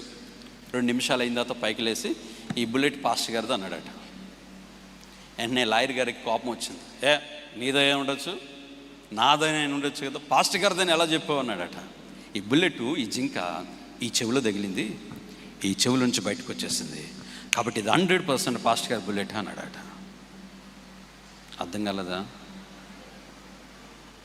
అర్థం అయినట్టుగా అర్థం కానట్టుగా ఉన్నారు కదా మీరు ఎంత గొప్ప జ్ఞానులో. ప్రైజ్ లార్డ్, హల్లెలూయా. పాస్టర్ గారి బుల్లెట్లు ఒక్కడప్పుడు ఎలా ఉంటాయి? ఈ చెవితో విని రయ్యని వస్తుంది, వెళ్ళిపోతుంది. అందుకే ఇచ్చాడు దేవుడు 2 చెవులు. ఈ చెవితో వినాలి, మన హృదయం అనే పలక మీద వాటి రాసుకోవాలి, దాని ప్రకారం మనం చేయాలి. వాక్యమేడల ఆసక్తి, నీ తపన, దావీదుకున్న తపన ఈరోజు దేవుడు మన ముందు పెడుతున్నాడు. తన తీసిన 2వ రాయి ఆసక్తిని ఈరోజు మన ముందు పెడుతున్నాడు. అలాంటి ఆసక్తి నువ్వు దేవుని సన్నిధిలో నుందుగాక. ఒకప్పుడు ఆసక్తి అంటే దేవుని మందిరానికి అందరికంటే ముందు వచ్చేదాన్ని, అందరికంటే ముందు నువ్వు ఉండేదానివి. ప్రారంభ ప్రార్థనలు ఉండేవాళ్ళం, కానీ ఈరోజు తగ్గిపోయింది. ఆసక్తి లేదు ఈరోజు. ఒకప్పుడు ఆదివారం వచ్చిందంటే, ఒకవేళ ఒక రోజు వచ్చిందంటే నీ ఇంట్లో ఒక పండగ. ఏదైనా దేవుని సేవకులు ఒక మీటింగ్ పెట్టారంటే అన్నిటినీ పక్కన పెట్టేసేవాడు, ఉద్యోగాలు మానుకునేవాడు, అన్నీ మానుకునేవాడు, చక్కగా వచ్చి దేవుని సన్నిధిలో ఆరాధించేవారు. కానీ ఇప్పుడు కొంచెం తగ్గింది, ఏదో ఇక్కడ తేడా కొడుతుంది మనకి. అప్పుడున్న దేవుని మందిరానికి వచ్చే విలువ, ఇప్పుడున్న దేవుని మందిరానికి వచ్చే విలువ కొంచెం తగ్గిందేమో, ఆసక్తి తగ్గిందేమో. ఈరోజు ఆదివారం రావాలంటే కొంతమందికి అదొక రకమైన భావన. వాక్యంలో వెళ్దాంలే, ఏముందలే, ఎన్నో పాటలు పాడుతున్నారు, 5-6 పాటలు పాడతారు. వాక్యం మధ్యలో వెళ్ళిన వాళ్ళు కొంతమంది ఒక బ్యాచ్ ఉంటుందండి. ప్రారంభ ప్రార్థనకు వచ్చే బ్యాచ్ ఒకటి, పాటలన్నీ అయిపోయిన తర్వాత వచ్చే బ్యాచ్ ఒకటి, వాక్యం మధ్యలో వచ్చి పైకి చూసే బ్యాచ్ ఒకటి. పైన ఏముంటుంది? అక్కడే ప్లేస్ కావాలి. లాస్ట్ ఆశీర్వాదం వచ్చేటప్పుడు వచ్చే బ్యాచ్ ఒకటి. ఈ రకమైన ఉంటాయి. అంటే మనలో ఏం తగ్గుతుంది? ఆసక్తి తగ్గుతుంది. ఎందుకు ప్రారంభ ప్రార్థన నుంచి నువ్వు ఉండకూడదు? ఎందుకు ప్రారంభం నుంచి ఎందుకు ఉండలేదు మన జీవితంలో? ఒక్కొక్కసారి ఆదివారం వచ్చిందనుకో, టైం లేదనుకోండి, అలవాట్లేదు, ఈరోజు వెళ్ళకపోతే ఏమైందిలా, కొంపే మునిగిపోయింది. మన అయ్యగారుగా లైవ్ ఇచ్చింది అయ్యగారు మీకోసం కాదు. ఎక్కడ దూర ప్రాంతాల్లో ఉన్నా చాలామంది ఇక్కడ నుంచి ఉద్యోగాల నిమిత్తమే, ఇక్కడ నుంచి వ్యాపారాల నిమిత్తమే వేరే ప్రదేశాలకు వెళ్ళి అక్కడ వాళ్ళు పనులు ఉన్నారు. ఈ పెనియేలు సంఘం ఆత్మీయ సంఘం కాబట్టి ఆ ప్రతి ఆదివారం వారు ఆ లైవ్ని వీక్షించడానికి లైవ్ పెట్టారు, అంతేగాని మీరు చూడడానికి కాదు. ఈ మధ్య కాలంలో ఏం చేస్తున్నా తెలుసా? ఈ కోవిడ్ వచ్చిన తర్వాత ఆదివారాలకు వెళ్లకుండా చర్చిలో మరి ఇంట్లో కూర్చొని సోఫాలో కూర్చొని పాప్కార్న్ తింటూ ఆరాధన చేస్తున్నారు. కొంతమంది బిర్యానీలు తింటూ కాల్మే కాలేసుకుని ఆరాధన చేస్తున్నారు. ఇది ఈ మధ్య మా చర్చిలో ఒక అలవాటు ఉంది. మీ చర్చిలో ఉండదు అనుకుంటున్నాను. మొదటి ఆదివారం రాగానే మా చర్చి ముందు టెంట్లు వేస్తారు, పెద్ద టెంట్లు. 2వ ఆదివారం 3వ ఆదివారం టెంట్లు వేయరు. ఏంటంటారు? ప్రభు బల్ల ఆరాధన, మొదట సంస్కరణ ఆరాధన. ఇది ఒక బ్యాచ్ ఉంటుంది. ఇది ఒక ప్రసాదం అనుకుంటున్నారేమో తెలియదు నాకు. ఆ రోజు కిటకిటలాడిపోద్దండి చర్చి, బయట లోపల. జనాలు ఎంతమంది ఉంటారో. ఇంతమంది సంఘం ఉన్నప్పుడు ఈ స్థలం, మాకున్న స్థలాలు కూడా సరిపోవు. నెక్స్ట్ వీక్ ప్లాన్ చేయాలి, పెద్ద మందిరానికి ప్లాన్ చేయాలనుకుంటాం. 2వ వారం వస్తే చర్చి వరకు వస్తారు జనాలు. మరి మిగతా వాళ్ళ సంగతి ఏంటి అర్థం కాదు. మీ దగ్గర అలాంటి వాళ్ళు లేరు అనుకుంటున్నాను. ప్రైజ్ లార్డ్, హల్లెలూయా. ఒకవేళ ఉంటే మార్చుకోండి.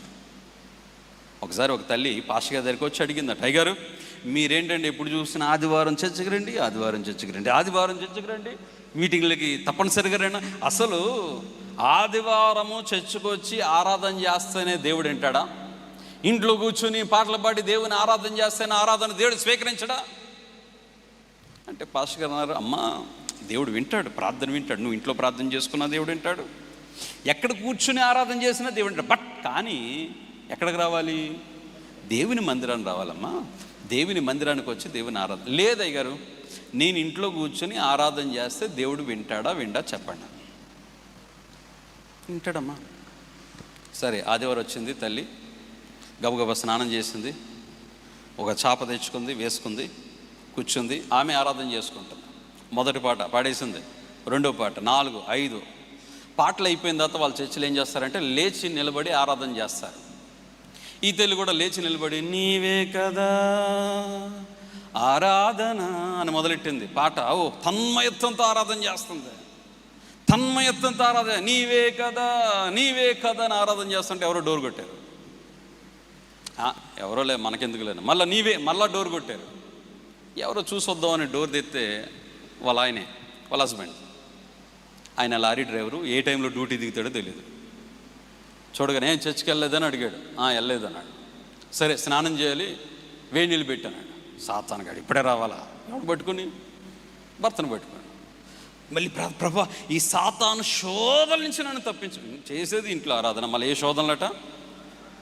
నీళ్ళు పెట్టావా? వెళ్తున్నానండి. గబగబా పొంగులు నీళ్ళండి పెట్టి బాత్రూంలో తీసుకెళ్ళింది. ఆ వేడి నీళ్ళు ఏం చేయాలి? మళ్ళా కొంచెం చల్లనీళ్ళు కలపాలి. ఆరాధన మధ్యలో వచ్చేసిందిగా మర్చిపోయింది, వెళ్ళిపోయింది. కూర్చొని మళ్ళీ ఆరాధన చేస్తుంది. అంకుల్ గారు పాట పాడుకుంటూ వెళ్తున్నారు బాత్రూంలోకి. పాట పాడుకుంటూ వెళ్తే చెంబుతో నీళ్ళు తీసుకుని నెత్తిమేసుకున్నాడు. ఉన్నాయే 4 గంటలు ఊడిపోయినాయి. ఆ 4 గంటలు ఊడిపోవడం కాదు, పైన ఉన్నటువంటి తొక్క కూడా లేచిపోయింది. ఆ బాధకి కోపం వచ్చిందండి. కోపం రాగానే బయట తీసుకొని ఇంత పెద్ద కర్ర ఉంది, కర్ర తీసుకొని ఏడు మొదలెట్టాడు. అంతే, పరుగు అక్కడి నుంచి ఇంట్లోంచి. ఆయన వెనకాల పరిగెత్తాడు. ఇంకా పరుగు రోడ్డు మీదకి వచ్చింది. రోడ్డు మీద కింద పైన పరిగెత్తి ఎక్కడ ఆగిందో తెలుసా? మీకెలా తెలుసు? ఏదో తేడా కొడుతుంది. ఎక్కడ ఆగిందో తెలుసా? చర్చిలో ఆగింది. పాస్టర్ గారు అప్పటికే వాక్యం మొదలెట్టారు. అయ్యగారు చిన్న సాక్ష్యం, అయ్యగారు నాకు సాక్ష్యం టైం ఇవ్వండి అన్న. ఎప్పుడో రాకరాకు వస్తుంది, ఇవ్వకపోతే బాగోదులని మైక్ ఇచ్చారు. అయ్యగారికి అమ్మగారికి వందనాలు, సంఘానికి వందనాలు. ఒక సాక్ష్యం, ఆదివారం వచ్చిందంటే నేను బస్సులో ప్రార్థన చేసుకున్నాను. ఫంక్షన్ అలాగ చెప్పకండి. ఆదివారం వచ్చిందంటే ఎక్కడికి రావాలి? దేవుని మందిరానికి వచ్చి ప్రార్థన చేసుకోవాలి, ఆరాధన. అనుభవంతో చెప్తున్నాను. ఎవరికి అర్థం కాదు ఏ అనుభవం? ఏమంటాం తెలుసా? అనుభవంతో చెప్తున్నాను, జాగ్రత్తగా వినండి అంటే ఎవరికి అర్థంగా అనుభవం ఏంటో తర్వాత తెలిసింది అనుభవం ఏంటో అన్నది. ఈరోజు కూడా మనం కూడా ఒక్కొక్కసారి దేవుని సేవకులు అడుగుతారు, ఏమా ఆదివారం రాలేదేంటి, కనబడలేదేంటంటే, కుదరలేదు అయ్యగారు, కొంచెం ఫంక్షన్కి వెళ్ళానండి. పక్కెళ్ళి ప్రార్థన చేసుకున్నాను, కొంచెంసేపు ట్రైన్లో కూర్చుని ప్రార్థన చేసుకున్నాను, బస్సులు. బాబా అది కాదు దేవుడు అడుగుతుంది. ఆసక్తి. దేవుని మందిరం అంటే ఏ ఆదివారమున దేవుని మందిరాన్ని నేను విడిచిపెట్టకూడదు, ఏ దినము నీ దేవుని సన్నిధిని విడిచిపెట్టకూడదు.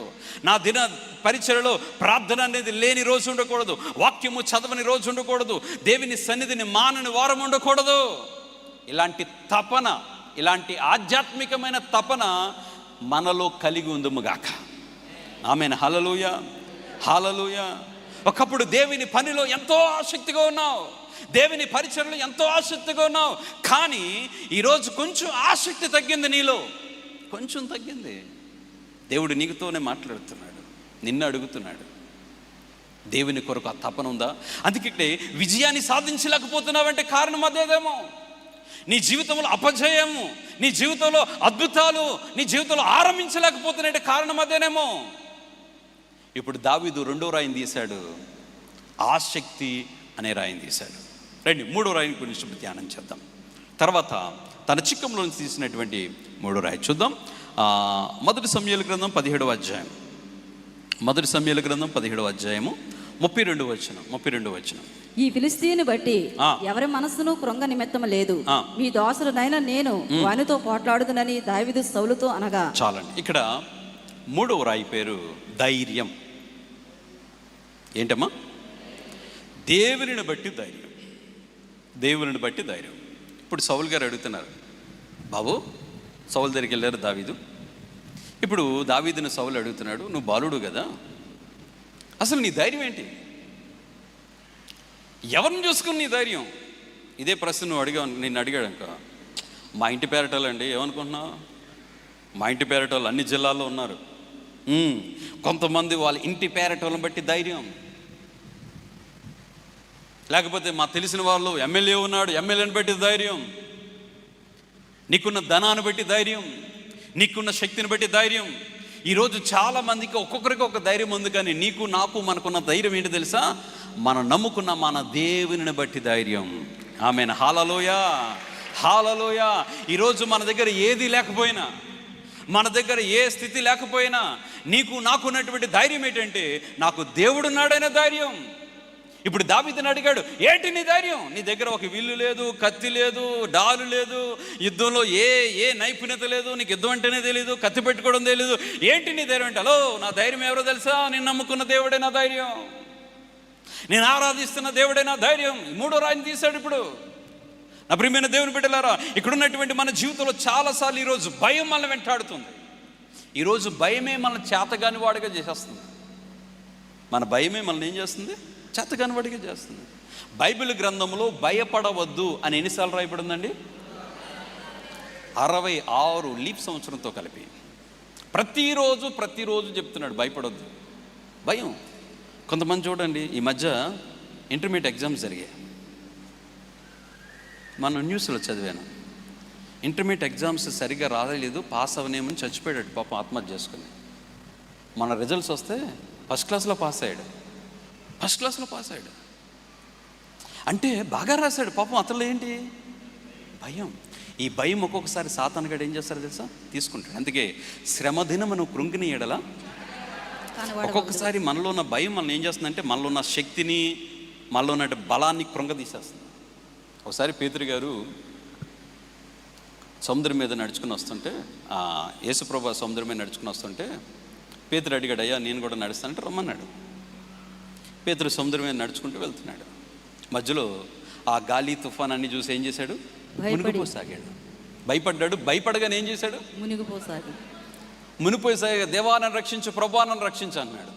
ఇక్కడ ఒక ప్రశ్న, పేతురికి ఈత వచ్చా రాదా? ఎందుకో తెలుసా? జాలరి. సముద్రంలో పెరిగాడు చిన్నప్పటి నుంచి. మీరు బాగా గమనించండి. నేను అప్పుడు సేవకు రాకమునుపు నేను ఒక వ్యాపారవేత్తగా లేకపోతే ఒక ఉద్యోగంలో ఉండేవాడిని హ్యాచరీస్లో, కాకినాడ ఏరియాలో. అక్కడ మాకు ఒక స్పాన్ రొయ్యగా, పెద్ద రొయ్యగల టైగర్ రొయ్య అంటారు కదా, ఒక కడుపుతో ఉన్నటువంటి గుడ్లు కలిగినటువంటి రొయ్యగలు. ఆ రోజుల్లోనే 40-50 వేలు ఒక రొయ్య ఖరీదు. దాన్ని యానం అనే ప్రాంతంలో దొరికాయి. అవి పట్టడానికి మమ్మల్ని కూడా చూడడానికి వెళ్ళేవాడిని అప్పుడప్పుడు ఆ బోట్లో. ఆ జాలర్లు ఏం చేశారు తెలుసా? మధ్యలో ఎండకి బాగా ఇసుకొచ్చి సముద్రంలో కొంచెంసేపు దూకి, నడి సముద్రంలో కొంచెం స్నానం చేసి పైకి వచ్చేవారు. మీకు భయం లేదా సముద్రంలో దిగారంటే? మాకేంటి సార్ భయం, చిన్నప్పటి నుంచి ఇక్కడే పెరిగాం మేము. ఇప్పుడు చూడండి, ఏదైనా అపాయాలు జరిగాయి అనుకోండి, ఏదైనా యాక్సిడెంట్లు కానీ ఏదైనా, టీవీలో మనం చూస్తుంటాం స్క్రోల్, గజేతకాల రంగంలో దిగారు నదిలోకి, గజేతకాలు రంగంలోకి వచ్చారు సముద్రంలోకి అంటే. గజేతకాలు అంటే దాని మీనింగ్ ఏంటంటే వారు సుడిగుండాల్లోనికన్నా వెళ్ళి తీసుకురాగలరు. అలాంటి గజేతగాడు ఎవరు? పేతురు గారు. అలాంటి ఈతగాడు సముద్రంలో మునిగిపోతే ఏం చేస్తున్నాడు? భయపడిపోయి ఇప్పుడు ఏంటి కేకలో? ప్రభువానను అంటే. ఇక్కడ విషయం ఏంటంటే ఆ భయము తన దగ్గరున్న శక్తిని మరిపించేస్తుంది. తన బలవంతుడు, తన ఈతగాడు అనే విషయాన్ని మర్చిపోతాడు ఒక్కొక్కసారి. ఈరోజు మన జీవితంలో, మన ఆత్మీయ జీవితంలో కూడా ఇదే.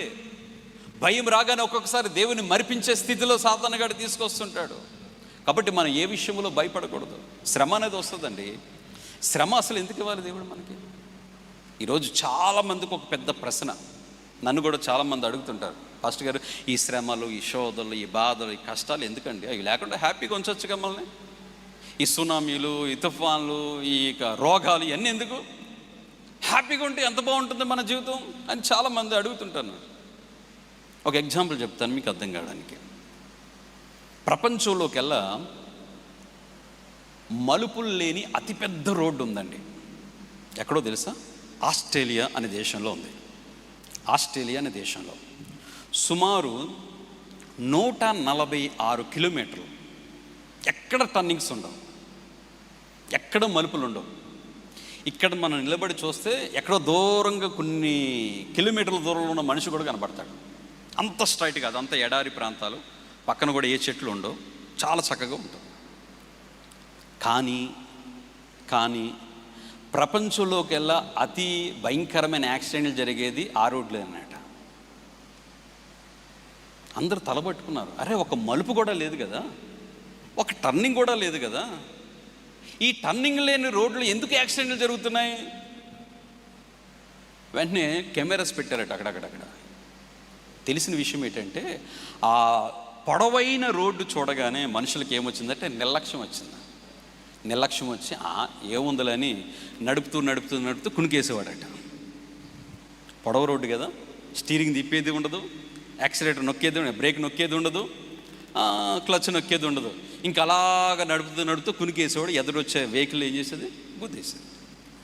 అదే టర్నింగ్లో ఉందనుకోండి, మనోడు ఎలా ఉంటాడు, ఎలక్ట్గా ఉంటాడు. స్టీరింగ్ అక్కడ తిప్పుతాడు, ఇటు తిప్పుతాడు, సో ఎలక్ట్గా ఉంటాడు. అలాగే మన జీవితంలో కూడా దేవుడు టర్నింగ్లు పెట్టింది దానికోసం. హలో, దేవుడు టర్నింగ్లు ఇచ్చింది కూడా మన జీవితంలో నువ్వు సరైన మార్గంలో వెళ్ళాలి. నువ్వు అంతమైపోకూడదు, నువ్వు ఆగిపోకూడదు. ఒక ఉన్నతమైన స్థానంలోనికి నువ్వు వెళ్ళాలి అంటే, ఉన్నత శిఖరాలను అవరోధించాలంటే, ఉన్నత స్థితిలో నువ్వు కూర్చోాలంటే ఈ మలుపులలో తప్పనిసరిగా మనం ప్రయాణము చేయక తప్పదు. అందుకే శ్రమలు దేవుడు మనకు అనుగ్రహించింది. అందుకే ఈ కష్టాలు మనం దేవునికి ఒకవేళ ఈ శ్రమలు ఈ కష్టాలు లేకుండా దేవుడు ఇచ్చుంటే ఈరోజు దేవుడు అనేవాడు ఉన్నాడా అనే ప్రశ్న అడిగాడు. అలాంటి పరిస్థితి మనకు వచ్చేదేమో. ధైర్యం. ఈరోజు మనం దేనికి భయపడవసరం లేదండి. ఒకవేళ దేనికి భయపడుతున్నావు, ఆర్థిక సమస్యలు భయపడుతున్నావా, రోగాల గురించి భయపడుతున్నావా, ముందున్న భవిష్యత్తును గురించి భయపడుతున్నావా? యవన బిడ్డలు చాలామంది నా భవిష్యత్తు ఏంటి, నా కార్యాచరణ ఏంటంటే భయం అనే అది మీ జీవితంలో ఆవరిస్తుందేమో. దేని విషయంలో మీరు భయపడకండి. ఎందుకంటే మనం ఆరాధించే దేవుడు బలవంతుడు, మన గణపరిచే దేవుడు బలవంతుడు, మనం నమ్ముకున్న దేవుడు నమ్మదగిన దేవుడు, మనల్ని ఆశీర్వదించే దేవుడు, ఉన్నతమైన స్థానంలో మనల్ని కూర్చుని పెట్టే దేవుడు మన దేవుడు.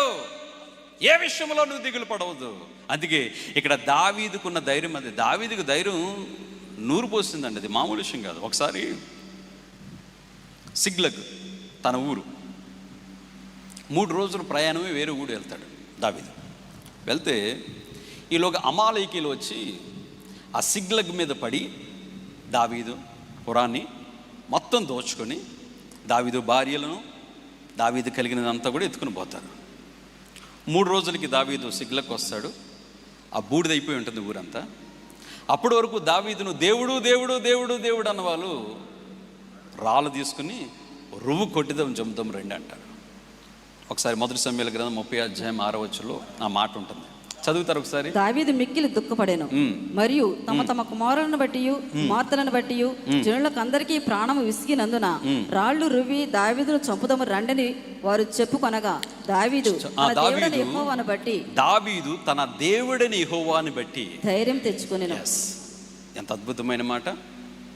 ఎలాంటి టైంలో, అరే అప్పటి వరకు దేవుడు దేవుడు దేవుడు అన్నవాళ్ళండి మనుషులు. దావీదు దేవుడి తర్వాత దేవుడు దావీదే వాళ్ళకి, ఇశ్రాయేలు ప్రజలకు ఆ రోజు అంతగా ఆరాధించేవారు. అంతగా ఆరాధించే మనుషులు విసుకుపోయి రాళ్ళు తీసుకొని దావీదును కొడుదాం రండి అంటే నిజంగా ఎలాంటి వ్యక్తి అయినా చచ్చిపోతాడు, కృంగిపోతాడు. అరే నన్ను ఆరాధించిన ప్రజలు ఎలా అయిపోయారా, ఎవరైతే జై కొట్టారో వారు ఎలాగైపోయారా? మట్టలాదివారం రోజున ఓసన్నా ఓసన్నా ఓసాన్ని జై పలికారు కదా, 3 రోజుల దగ్గర పేట మార్చేశారు. సిలువేయండి సిలువేయండి సిలువేయండి. మనుషులు అలాంటి జనం, మనుషులు అలాంటి వాళ్ళండి, ప్లేట్ మార్చేస్తుంటారు పరిస్థితిని బట్టి. కానీ దావీదు అక్కడ ఏం చేశాడో తెలుసా? ఎవరిని బట్టి ధైర్యం? దావీదు తన దేవుడైన యెహోవాను, తన అధికారాన్ని బట్టి ధైర్యం. నేను రాజునే అని ధైర్యపడలా, తన ధనాన్ని బట్టి ధైర్యపడలా, తన దేవుడిని యెహోవాను బట్టి ధైర్యం తెచ్చుకున్నాడు. ఎఫోదు వస్త్రాన్ని తెచ్చుకున్నాడు. యాజకుడి దగ్గరికి వెళ్ళాడు. ఆ దండు నేను కలుసుకుంటానని ప్రభు దగ్గర ప్రార్థన చేశాడు. వెళ్ళి కలుసుకుంటామన్నాడు. వెళ్ళాడు, ఆ దండుని కలుసుకున్నాడు. తన పోగొట్టుకున్నది అంతయు కూడా సమస్తాన్ని తిరిగి తెచ్చుకున్నాడు. తన భార్యలను పిల్లలను తెచ్చుకున్నాడు. ఒకవేళ ఆ రోజు కృంగిపోయి ఉంటే దావీదు విజయాన్ని సాధించలేడు. ఈరోజు ఈ రాయి నీలో ఉందా? దావీదు ఇక్కడ విజయం కూడా అదే. తన జీవితంలో ఆ విజయాన్ని పొందుకోవడానికి ప్రధానమైన కారణం, అద్భుతాన్ని పొందుకోవడానికి ప్రధానమైన కారణం, దేనికి భయపడలేదు. అందరూ భయపడుతున్నారు కానీ ఒకే ఒకడు ధైర్యంగా ఉన్నాడు. వారందరూ వారి కత్తిని చూసుకుని ధైర్యంగా ఉన్నారు, వారందరూ వారి వీలు చూసుకుని ధైర్యంగా ఉన్నారు. కానీ ఒకే ఒకడు దేవుని బట్టి ధైర్యంతో యుద్ధ భూములు అడిగిపెట్టాడు. 4వది చూద్దాం సింపుల్గా, ఇంకా మీకు వివరణ లాస్ట్కి వస్తున్నాను. 4వ రాయిని చూద్దాం. 1 సమూయేలు గ్రంథం 17:37 చూసినట్లయితే, సింహము యొక్క బలము నుండి ఎలుగుబంటి యొక్క బలము నుండి నన్ను రక్షించిన యెహోవా ఈ ఫిలిష్తీయుల చేతిలో నుండకుండా ఈ ఫిలిష్తీయుల చేతిలో నుండి కూడాను నన్ను విడిపించుననియు చెప్పాను. అందుకు సౌలు పొమ్ము యెహోవా నీకు తోడుగా ఉండునుగాక అని దావీదుతో అనెను. చాలు. ఇప్పుడు మరలా ఇంకొక ప్రశ్న, నాలుగో రాయి పేరు ఏంటంటే ఫెయిత్, విశ్వాసము. దేవుని ఎడల విశ్వాసము, నాలుగో రాయి పేరు. ఇప్పుడు దావీదు సౌలుతో సమాధానం చెప్తున్నాడు. ఎలా, నీ దగ్గర కత్తి లేదు, నువ్వేమీ తీసుకెళ్ళని అంటున్నావు, ఏ ఆయుధం తీసుకెళ్ళని అంటున్నావు, మరి ఎలా యుద్ధం చేస్తావు, ఎలా తట్టుకుంటావు ఆ ఫిలిస్తీన్ అంటే, అప్పుడు అన్నాడు, అయ్యా ఒక దినం నేను అడవిలో గొర్రెలు మేపుకుంటున్నాను, సడన్గా ఒక సింహం బొబ్బరించింది. ఆ సింహాన్ని ఏం చేశాను, నేను చీల్చివేశాను. తర్వాత ఎలుగుబంటి వచ్చింది, దాన్ని కూడా నేను చీల్చివేశాను. అలనాడు ఆ సింహముల బలము నుండి ఎలుగుబంటి బలం నుండి తప్పించాను. అది చేసిన దేవుడు ఈ ఫిలిస్తీని చేతిలో నుండి కూడా నన్ను విడిపించును. అది కదా. అది చేసిన దేవుడు ఇది చేస్తాడు. అది దావీదు విశ్వాసం. అంటే ఒకప్పుడు నా జీవితంలో అద్భుతం చేశాడు దేవుడు. ఆ సింహాలు ఎలుగుబంటిల బలము నుండి నన్ను రక్షించాడు. ఆఫ్టర్ ఆల్ ఇదంతా ఏది, గొలియాతు. సో అది చేసిన దేవుడు ఇది కూడా చేస్తాడు. అది ఫెయిత్. నీ జీవితంలో ఎన్నో అద్భుతాలు పొందుకుని ఉంటాను, నాకు తెలుసు, ఎన్నో మేలులు పొందుకుంటాను. దేవుడు అది చేసిన దేవుడు ఇది కూడా దేవుడు చేస్తాడు. ఆ ఫెయిత్ నీ జీవితంలో ఉండాలి. మొన్న రాత్రి వట్లూరులో వాక్యం చెప్తూ అబ్రహాం ఫెయిత్ గురించి చెప్పాను. అబ్రహాము ఎలా నమ్మాడు తెలుసా? మృతులను సైతము లేపుటకు నా దేవుడు శక్తివంతుడని బూడిదలో నుంచి చెప్పాను కదా, మీకు గుర్తు చెప్పాను కదా. ఓకే, ఆ బూడిదలో నుంచి నా కుమారుని బ్రతికించిస్తాడు. అది విశ్వాసం, అది ఫెయిత్. ఈరోజు ఆ విశ్వాసం అనే రాయి నీ జీవితంలో ఉంటే విజయం నీ వెంటే. అవిశ్వాసం వస్తుందేమో, నీ జీవితంలో అద్భుతాలు జరగట్లేదు, ఇంకెంతకాలం. అది చేసిన దేవుడు, నువ్వు రక్షణ ప్రారంభంలో గొప్ప కార్యం దేవుడు నీ జీవితంలో చేశాడు. ఎన్నో అద్భుత కార్యాలు దేవుడు నీ జీవితంలో చేశాడు. ఇది కూడా నువ్వు ఆలోచిస్తున్నావే, ఈ కార్యం ఎప్పుడు జరుగుతుంది, ఇది కూడా చేయక మానడు. ఆఖరి రాయి, 5వ రాయి తీశాడు చిక్కములో నుంచి. చూద్దాం బైబిల్ గ్రంథంలో నుంచి. మొదటి సమూయేలు గ్రంథం 17వ అధ్యాయము 45వ వచనములో దావీదు, నీవు కత్తియు ఈటయు బళ్ళెమును ధరించుకొని నా మీదకి వచ్చుచున్నావు. అయితే నీవు తిరస్కరించిన ఇశ్రాయేలీయుల సైన్యములకు అధిపతియగు యెహోవా పేరట నేను నీ మీదకి వచ్చుచున్నాను. చాలండి. ఇక్కడ నువ్వు ఎలా వస్తున్నావు నా దగ్గరికి గొలియాతు అడుగుతున్నాడు. హలో, నేనేం కుక్కను అనుకుంటున్నావా? కర్ర పట్టుకుని వస్తున్నావు? నీ దగ్గర యుద్ధ వస్త్రాలు లేవు, కత్తి లేదు, డాలు లేదు, ఏమనుకుంటున్నాను? ఎలా వస్తున్నావు నా మీదకంటే అక్కడ దావీదు అంటాడు, నేను వచ్చేది యెహోవా పేరట నీ మీదకి వస్తున్నాను. 5వ రాయి ఏంటంటే అధికారము. ఏ అధికారం అంటే దేవుని నామం అనే అధికారం. ఏ అధికారం? దేవుని నామం అనే అధికారం. ఇక్కడ వాక్యంలో మనం గమనించినట్లయితే, అయ్యా నాకున్నటువంటి అధికారం, నా దగ్గర ఉన్నటువంటి బలం ఏంటంటే దేవుని నామము అనే అధికారం. ఈరోజు మనకు గొప్ప అధికారం ఉందండి. పేతురు యోహాను శృంగారం అనే దేవాలయం ఎక్కుతుంటే ఒక భిక్షగాడు భిక్షం అడుగుతాడు, అయ్యా భిక్షం ఉంటూ వేయండి అని. వాళ్ళు ఏమన్నారు?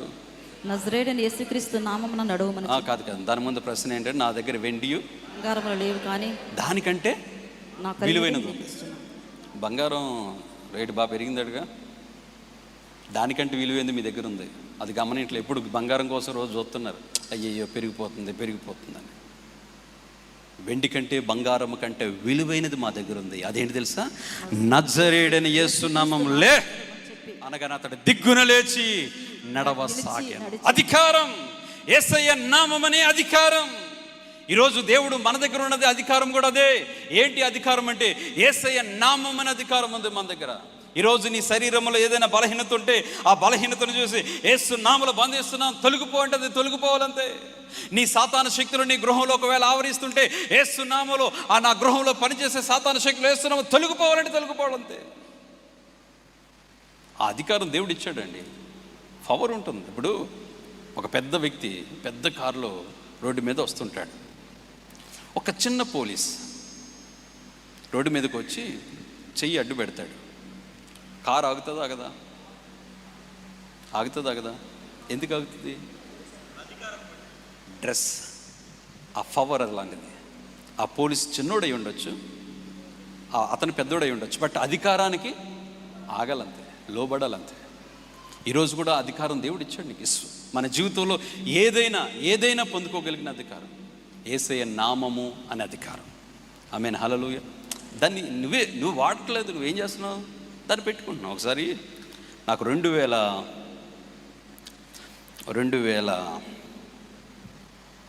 సంవత్సరం 13 సంవత్సరం అనుకుంటా అండి, నాకు ఒక ప్రాబ్లం అయింది. ఏంటి ప్రాబ్లం అంటే, వోకల్ కార్డ్స్ 2 డ్యామేజ్ అయిపోయినాయి. మాట రావట్లేదు నాకు సరిగ్గా. నేను ఒక 5 నిమిషాలు మాట్లాడితే చాలు, లోపలన్నీ అవన్నీ వాపు వచ్చేసి 2 అతికిపోతున్నాయి. అలాంటి ప్రాబ్లంతో నేను బాధపడుతున్నాను. నేను చాలామంది ఈఎన్టీ స్పెషలిస్ట్ దగ్గరికి వెళ్ళాను గుంటూరులో. అందరూ స్కాన్ చేస్తారు, అందరూ చేసిన తర్వాత వాళ్ళు చెప్పే మాట ఏంటంటే, అయ్యా మీరు మాట్లాడకూడదు, ప్రసంగాలు చేయకూడదు, మాట్లాడకూడదు, పాటలు పాడకూడదు. ఒకవేళ ఇంట్లో మంచినీళ్ళు కావాలనుకో, సీటు మీద రాసివ్వండి, ఏం కావాలి? మంచినీళ్ళు కావాలండి. ఇదేం పరిస్థితి బాబు? సేవ అంటే ఏంటి? వాగడమేగా. సేవ అంటే మాట్లాడటమేగా. వెళ్ళాలి, దేవుని వాక్య పరిచయం చేయాలి. ఈ డాక్టర్ సరైనడు కదని ఎస్పి బాలసుబ్రహ్మణ్యం గారు సర్జరీ చేశాడు ఒక ఆయన. మా తెలిసిన ఆయన ఉంటే, సార్ అక్కడ తీసుకెళ్దాం రండి అన్నాడు. ఆయన దగ్గరికి వెళ్తే ఇంకా పెద్ద మాట చెప్పాడు, ఫ్యూచర్లో నీ గొంతు పోతుంది, ఇంక నువ్వు మాట్లాడలేవు, మొగోడైపోతాడు అంటున్నాడు ఆయన. అందుకని శాశ్వత పరిష్కారం ఏంటంటే, తాత్కాలిక పరిష్కారం ఏంటంటే, సర్జరీ చేద్దాం, మీరు చెన్నై వచ్చండి, అక్కడ సర్జరీ చేద్దాం అన్నాడు. ఎంత లావు రిపోర్ట్స్ అండి, ఎంత లావు రిపోర్ట్స్. ఒకరోజు చాలా దిగులు పడుతున్నాను. నా దేవుడు నన్ను పిలిచాడు. దేవుని పిలుపుతో నేను సేవకు వచ్చాను. అన్నీ విడిచిపెట్టి వచ్చేసాను సేవకి. నేను దేవుని కొరకు ప్రయాసపడుతున్నాను, కష్టపడుతున్నాను, సేవ చేస్తున్నాను. ఎందుకు భయపడుతున్నాను? అరే, దేవుని పని చేస్తున్నప్పుడు దేవుడు నా గొంతుని ఎందుకు ఆపుతాడు? నా స్వరం ఎందుకు పోతుంది?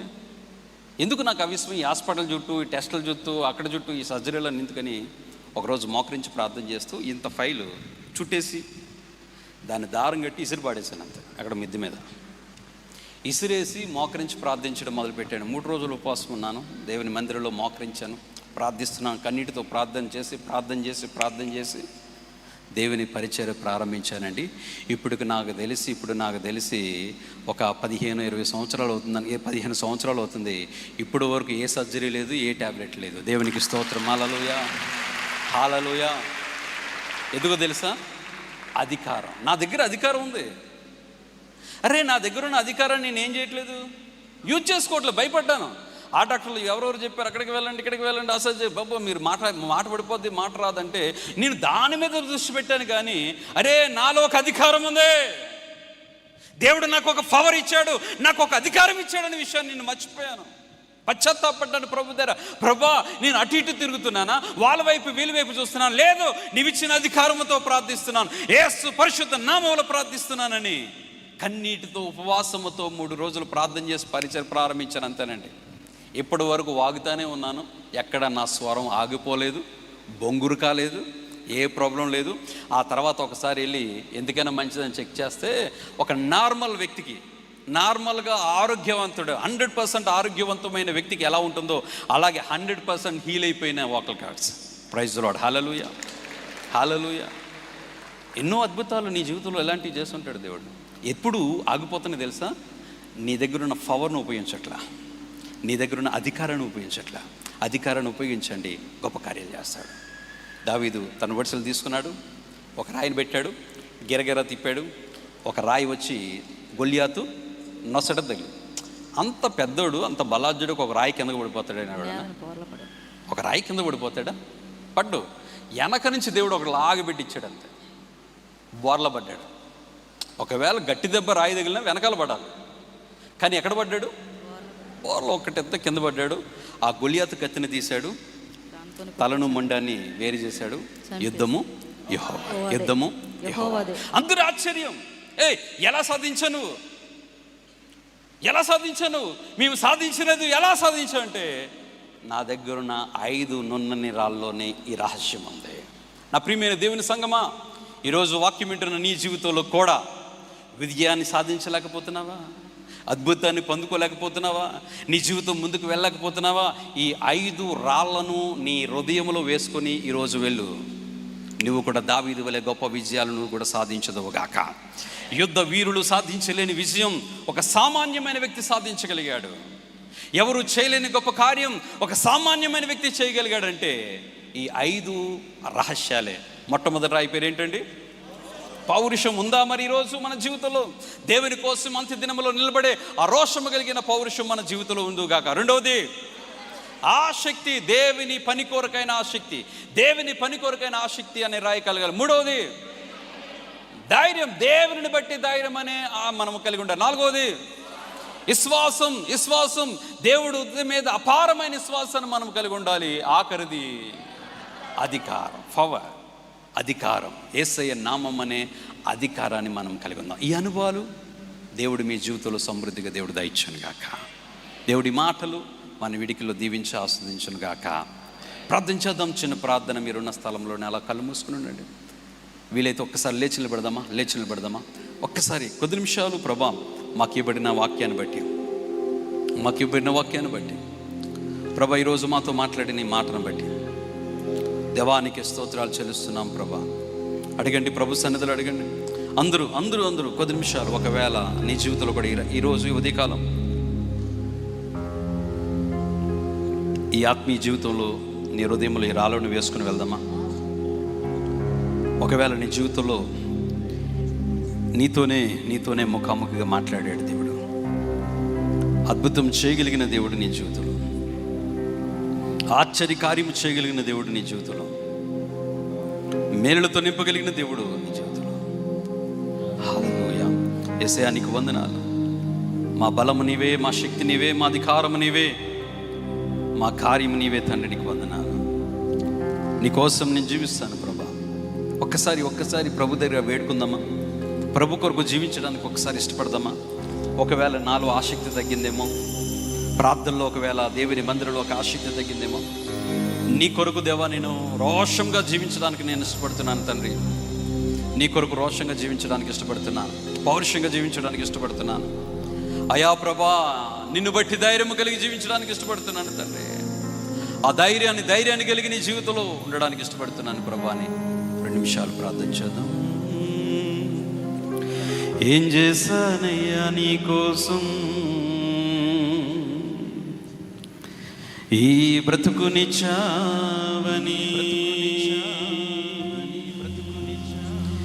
ఏ మోసానయ్యా నీ కోసం నీవు నన్ను చూచావని.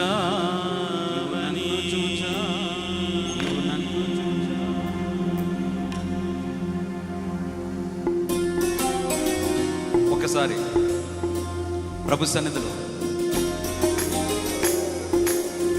మనందరం కూడా మళ్ళీ చేసుకుంటాం.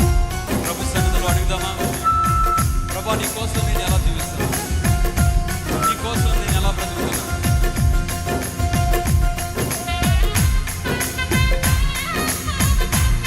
స్తోత్రం.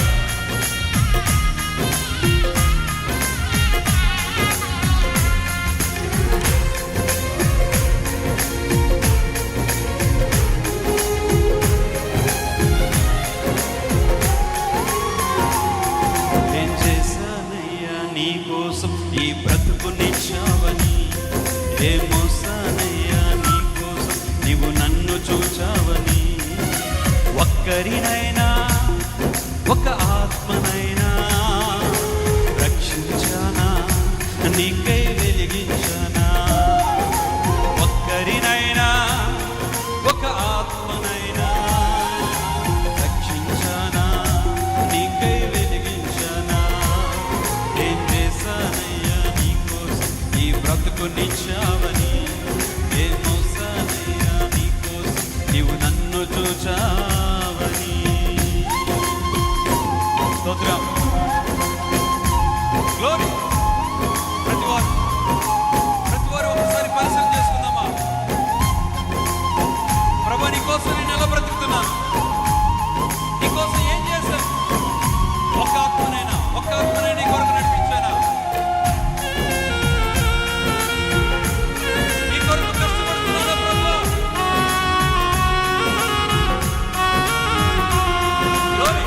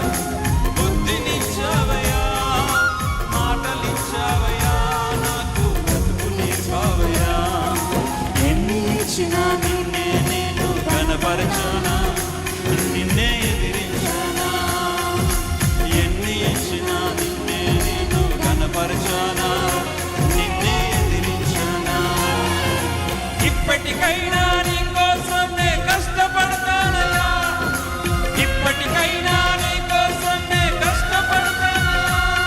నాకున్నవన్నీ నీ పనిలో వాడనిస్తానయ్యా, నాకున్నవన్నీ నీ పనిలో వాడనిస్తానయ్యా. ఏం చేశానయ్యా, ఏం చేశానయ్యా నీ కోసం ఈ బ్రతుకునిచ్చావని, ఏం మోసానయ్యా నీ కోసం నీవు నన్ను చూచావని, ఏం చేశానయ్యా నీ కోసం ఈ బ్రతుకునిచ్చావని, ఏం మోసానయ్యా నీ కోసం నీవు నన్ను చూచావని. ఒక్కరినైనా ఒక ఆత్మనైనా రక్షించానా, నీకే వెలిగించానా. ఒక్కరినైనా ఒక ఆత్మనైనా రక్షించానా, నీకే వెలిగించానా. అందరూ చెప్తామా? ఒక్కరినైనా ఒక ఆత్మనైనా రక్షించానా, నీకే వెలిగించానా. ఒక్కరినైనా ఒక ఆత్మనైనా రక్షించానా, నీకే వెలిగించానా. రక్షించానా, నీకే వెలిగించానా. ఇప్పటికైనా నీ కోసం నే కష్టపడతానయ్యా, ఇప్పటికైనా నీ కోసం నే కష్టపడతానయ్యా. నాకున్నవన్నీ నీ పనిలో వాడనిస్తానయ్యా, నాకున్నవన్నీ నీ పనిలో వాడనిస్తానయ్యా, నాకున్నవన్నీ నీ పనిలో వాడనిస్తానయ్యా, నాకున్నవన్నీ నీ పనిలో వాడనిస్తానయ్యా, నాకున్నవన్నీ నీ పనిలో వాడనిస్తా.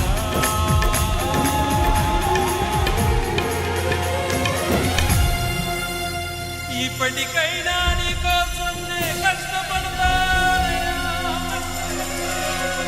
ఇప్పటికైనా నీ కోసం నే కష్టపడతాను, కష్టపడతాను. ఈరోజైనా నేను నీ కొరకు సంపూర్ణంగా జీవించడానికి ఒకవేళ నాలో ఆసక్తి లేదేమో, నాలో ఆ పౌరుషము కలిగిన భక్తి లేదేమో, నేను ఒకవేళ భయపడుతున్నానేమో, ధైర్యాన్ని పోగొట్టుకున్నానేమో, ఒకవేళ విశ్వాసంలో వెనకంజ వేస్తున్నానేమో, నీవిచ్చిన అధికారాన్ని నేను వినియోగించుకోలేకపోతున్నాను. ఇక్కడి నుంచి నేను గొప్ప విజయముతో తిరిగి వెళ్ళదును గాక. ఒకవేళ నా జీవితంలో ఉన్న ప్రతి అపజయం ఈ ఉదయ కాలము నా జీవితంలో కొట్టివేయబడును గాక. సాతాను శక్తులు యేసు నామములో నిర్మూలమగును గాక. గొప్ప అద్భుతమైన కార్యం నా జీవితంలో జరిగించు. ఈ పెనియేలు మహోత్సవం ఆశీర్వాదకరంగా మీరు జరిగిస్తున్నందుకు నీకు స్తోత్రం ప్రభా. నీ సేవకులు జాన్ గారిని పెట్టి, పాస్టర్ గారిని పెట్టి, పిల్లలు పెట్టి, వారి కుటుంబాన్ని పెట్టి, వారి సంఘాన్ని పెట్టి ప్రత్యేకంగా ప్రార్థిస్తున్నాను. ఇంకా ఈ పరిచర్య మా తెలుగు రాష్ట్రాలకే కాదు దేవా, మా భారతదేశానికే కాదు ప్రభా, ప్రపంచ దేశాలకు ఆశీర్వాదకరముగా ఉండును గాక. ఈ శాఖోపశాఖలుగా ఈ పరిచర్య విస్తరించబడును గాక. అయా ఈ సంఘాన్ని బలపరచండి. ఈ పెనియేలు వర్షిప్ సెంటర్ అనేకులకు ఆశీర్వాదకరంగా, అనేకులు తరలు వచ్చి ఈ స్థలంలోనికి వచ్చి మహిమ పొందినారు. మా ఈ స్థలంలోనికి వచ్చి నీ మహిమను అనిపించేవారుగా, అద్భుతాలు అనిపించేవారుగా యేసు నామమున అడుగుచున్నాము తండ్రి, ఆమేన్. అందరూ గట్టిగా చప్పలు కొడుతూ ప్రభువుని మనం చక్కటి సందేశాన్ని మనకు అనుగ్రహించిన దైవ